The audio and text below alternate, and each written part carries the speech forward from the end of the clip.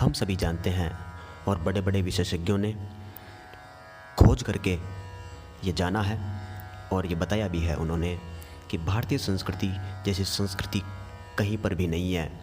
भारतीय संस्कृति की तुलना कहीं पर भी नहीं हो सकती। भारतीय संस्कृति में जो वास्तविक आनंद है वो आनंद कहीं पर भी नहीं है। हजारों वर्षों की यात्रा करने के बाद आप अंततः भारतीय संस्कृति में ही आने वाले हैं। सभी का यही हाल है, क्योंकि हर जीव को सुख चाहिए, आनंद चाहिए, जो केवल और केवल भारतीय संस्कृति में ही मिलेगा। भारतीय संस्कृति में ऐसा आनंद है जो हमेशा के लिए टिकने वाला होता है, ऐसा सुख है जो हमेशा के लिए रहने वाला है। भारतीय संस्कृति में हर दिन नया होता है। भारतीय संस्कृति में हर दिन व्रत, त्यौहार, उत्सव आदि आते रहते हैं। इसलिए सभी हर दिन आनंदित उत्सव के साथ रहते हैं। लेकिन एक परम सूत्र है मेरा, वो आपको ध्यान में देना होगा। जिस दिन भी आप व्रत करते हैं, जिस दिन भी आप त्यौहार मनाते हैं या नया वर्ष मनाते हैं, उस दिन आपको पूरी तरह संसार को बाएं साइड रख देना है, क्योंकि संसार ही है जो हमें दुख, पीड़ा, चिंता, शोक आदि देता है।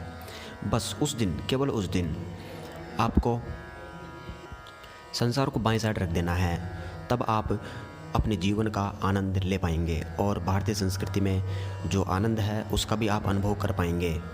तो घट स्थापना की हमने बात की थी। घट स्थापना होने के बाद यदि आप जो भी कर रहे हैं, आपने पहला काम तो किया है कि आपने संसार को बाएं साइड रख दिया, तब व्रत चालू करना है आपको। यदि आप संसार को बाएं साइड नहीं रख सकते हैं तो कृपया व्रत ना करें, क्योंकि कोई अर्थ नहीं है। तो आप प्रयास करें, शुरू में कोशिश करना होगा आपको, कोशिश और अभ्यास करना होगा। शुरू में ये थोड़ा मुश्किल होगा, क्योंकि कई जन्मों से हमने ये किया नहीं है, कई जन्मों की हमारी आदत नहीं है। तो हमें आदत डालने के लिए, आनंद के लिए, खुद के आनंद के लिए हमें ये करना होगा।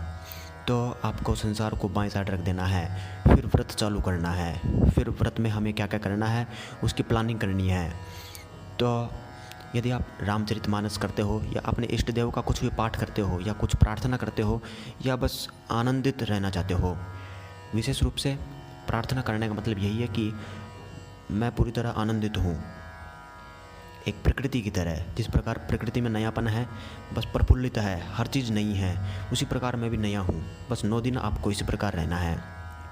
उसमें जो आप पाठ करते हैं, रामचरितमानस का पाठ करते हैं, दुर्गा पाठ करते हैं या किसी भी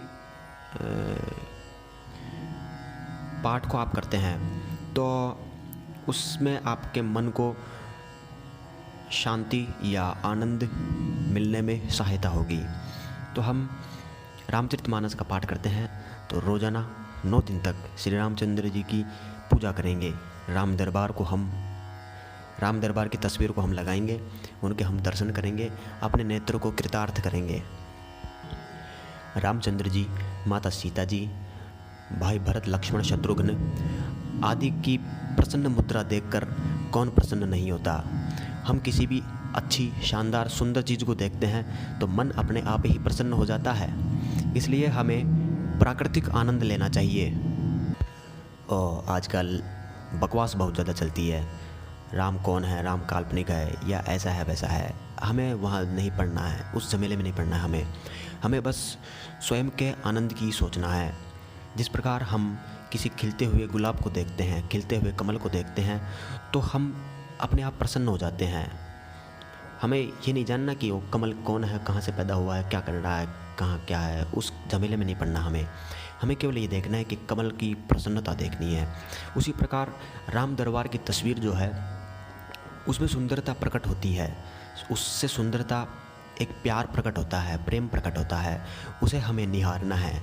उसे निहारने से हमारा मन, हमारे मन की जो सेंस है, हमारे दिमाग के सेंस है, वो खुलेंगे, वो प्रसन्न चित्त होंगे और फिर आप एक अद्भुत आनंद का अनुभव करेंगे। तो रोज़ाना आप जिस पुस्तक का अध्ययन कर रहे हैं उसका आप पूजा करेंगे। जल से रोली, मोली, चावल, फूल, अबीर, गुलाल, धूप, दीपक, कपूर भी लगाएंगे आप, प्रसाद, धूप बत्ती भी करेंगे आप। आप प्रसाद भी लगाएंगे, आप हो सके तो पान भी लगा सकते हैं, पान का बीड़ा होता है तांबूल के लिए, और फल और दक्षिणा भी लगा सकते हैं। वैसे पूरे परिवार के साथ नवरात्रि मनाना चाहिए। पूरे परिवार में जो उत्सव होता है वो शानदार होता है। भारतीय संस्कृति में ही ऐसा संभव है और कहीं पर भी संभव नहीं है।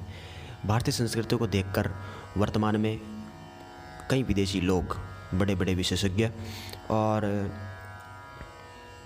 बड़े बड़े महान व्यक्ति भारतीय संस्कृति की ओर झुक रहे हैं, घूम रहे हैं। तो हमें भी इसका आनंद लेना चाहिए, लाभ उठाना चाहिए। तो हम जिसका पाठ करते हैं हमारे इष्ट देव का, हम उन्हें पूरी तरह समर्पण होंगे, हमारा समर्पण पूरा होना चाहिए उस दिन के लिए। तो हमें 9 दिन तक यही करना है। हमें परिवार के साथ या परिवार के साथ भी ना हो तो हम अकेले, हमारे साथ प्रकृति है और हमारे इष्ट देव है और हम स्वयं हमारे साथ है, तो चिंता की कोई बात नहीं है।